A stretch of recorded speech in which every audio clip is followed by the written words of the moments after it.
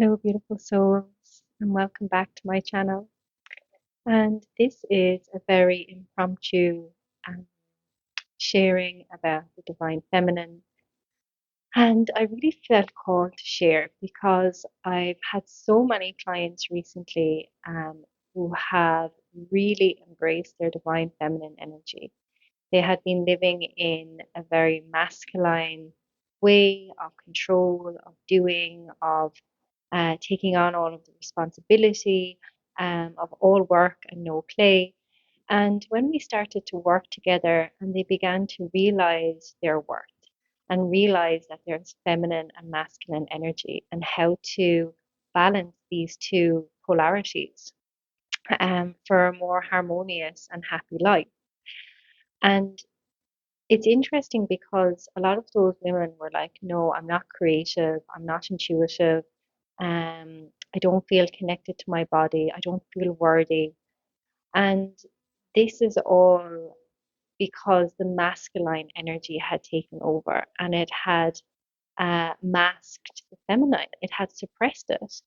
And unless you live in a very conscious um, household or you were brought up where, the masculine and the feminine were seen as equal, you are also probably living in your masculine energy unless you decided to seek out the divine feminine. Because our world is conditioned um, and society runs through a masculine way. So it's all scheduled, it's all organized, it's all um, in a certain format, and there's very little flexibility. And the feminine is the complete opposite. So when we embrace our feminine energy, it can come through um, wanting to change or hitting rock bottom. And that's when a lot of women come to work with me when they are completely burnt out, when they're unfulfilled and unsatisfied with life. And they know that there must be something else. This couldn't be the way life is going to be forevermore. So the feminine begins to awaken in them to ask for help, to show vulnerability, and to think outside of the box. So it's really beautiful to see that transformation and to see how far they've come in their journey with the feminine because it is there, it is lying there beneath the surface, but you have to create the right environment. And if you keep ignoring or denying something, it just goes further and further into the background and it just waits there until you are ready to truly embrace it. So, with this journey, it is not linear. It is definitely not logical. Uh, you can really feel like life is falling apart, but it is letting go and crumbling so you can rebuild it in a new way. So there's always this cycle of birth, creation, death, and rebirth.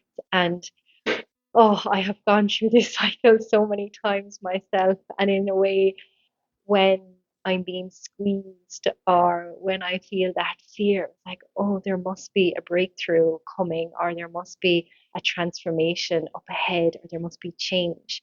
So instead of getting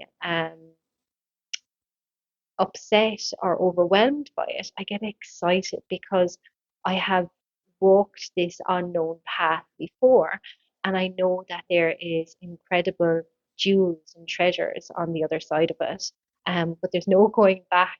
The only way is forward.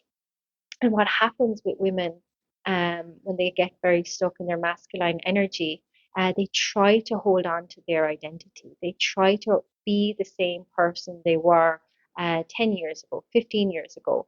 And the feminine is always changing. Life is always changing. The seasons are always changing. So trying to be the same all of the time is ridiculous expectations and it can leave you feeling like you're not good enough or that you can never get it right.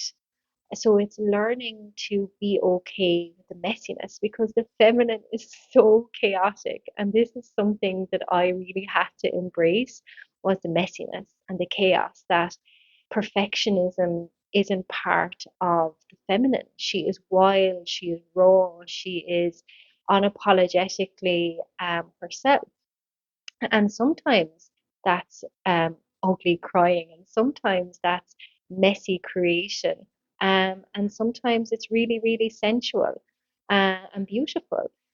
So the feminine wears many, many different faces. And in India, there is like thousands upon thousands of goddesses, because they are a representation of all of the faces of the feminine.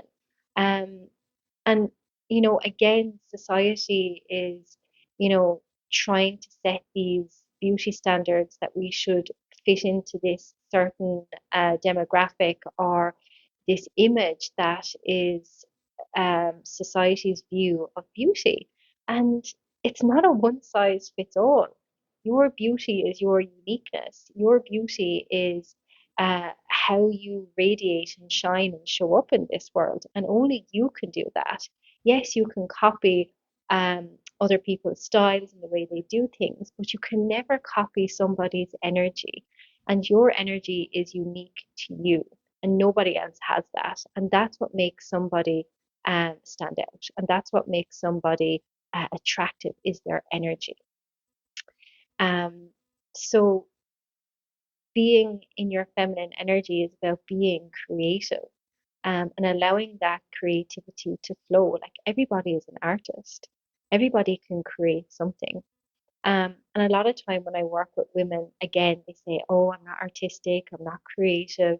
But once we begin to work with the sacral chakra, the Swadhisthana, which is a very, very feminine center, all of this ideas and inspiration and things begin to bubble up, and they want to birth into the world. So it's really incredible. Again, when you begin to do the inner work, what comes to the surface and what transformations unfold. And the other thing that I wanted to speak about in embracing your divine feminine is compassion. Women tend to be so hard on themselves. I'm not good enough. Um, I'll be happy when I lose weight, or I'll be happy when I have that job, or, I constantly need to be improving myself, or again, meeting those beauty standards. And it's always leaving us feeling unfulfilled. So having compassion and unconditional love for yourself is paramount for embracing your divine feminine energy, because again, sometimes your feminine will be raw, and sometimes she will be raging, and sometimes she will be hair all over the place and no makeup, and you know her body might be changing, and she is still a divine feminine energy, a divine feminine being. So it's about having compassion for yourself through all phases and stages of life, because, you know, we do have so many initiations. We have birth, we have our menstruation, we move into our hormonal teenage years. Um, when we lose our virginity, when we get married, when we have children, like, they are huge initiations. And then, of course, when we go into menopause, which is another incredible transformative journey.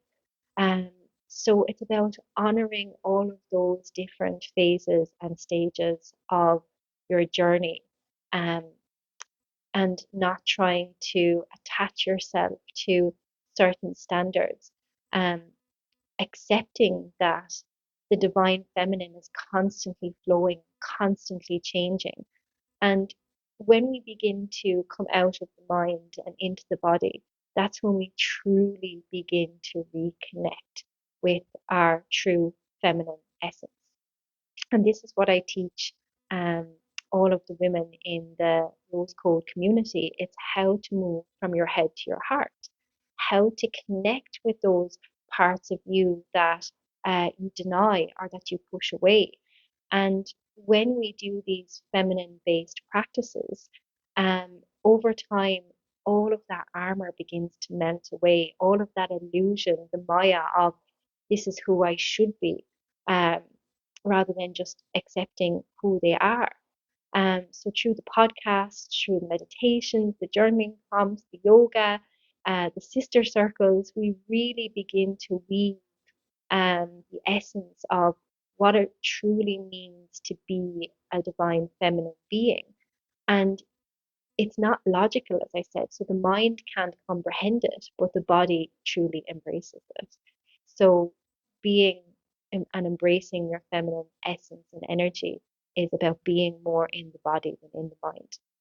And that's why so many women come to the Rose Code community. It's because they don't have the practices. They need the guidance to get them there, to show them the way. And we have such incredible transformational stories um, from these amazing women that have, really dedicated themselves to showing up to the practices in the community, whether that's 5 minutes, 10 minutes, a whole hour ceremony or ritual, and there's something there for everybody.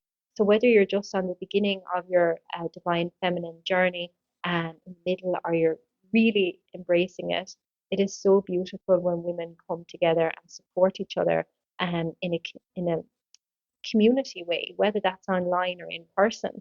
And because you begin to foster those relationships, you begin to see yourself and others and feel not so alone in your journey, because this transformational and healing journey can be lonely. So knowing that somebody else has experienced or is feeling the way you are feeling, it helps to soften the intensity of um, what you are feeling or what you are going through, because you have that sisterhood support and connection. So if you are looking for ways in which to embrace your divine feminine energy, please do join us in the Rose Code. I will leave the link below. But I really hope you enjoyed this video. Let me know if you would like more of these. And I'm sending you so much love, and I look forward to connecting with you again very soon.